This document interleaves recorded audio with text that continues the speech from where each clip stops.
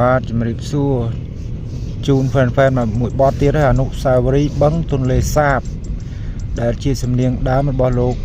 ពូកែវសារ៉ាត់សូមស្ដាប់ទាំងអស់គ្នាបាទសូមអរគុណតោះ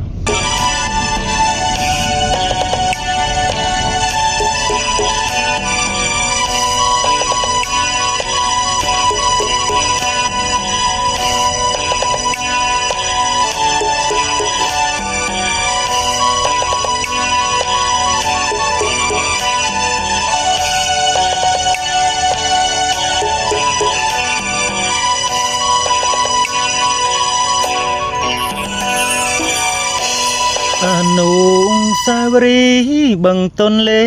សាបទឹកបឹងលិចព្រៀបត្រីរៀបរាប់ព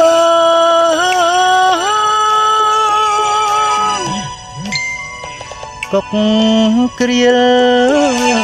ក្រសាស្វែងរកបងក៏ខាងសងហាផងស្កាត់រកត្រនំ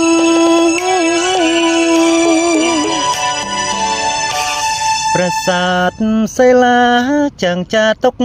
មក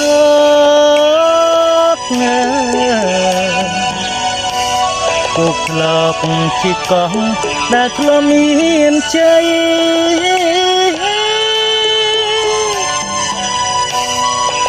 បាយលិនជាឃ្លាំងត្បូងពេជ្រពុនរីឃ្លាតកាយព្រោះកម្មតែនៅចាំចូ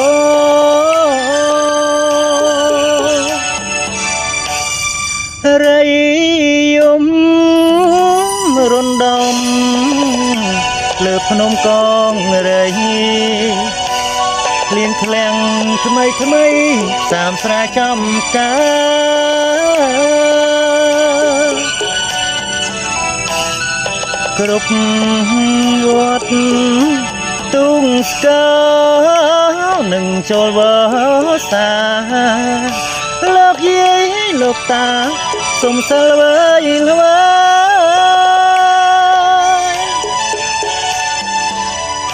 គេកាលកោកធ្លាប់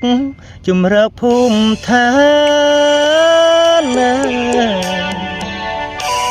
សន្តានក៏ឃ្លាតចង្អៀតណារ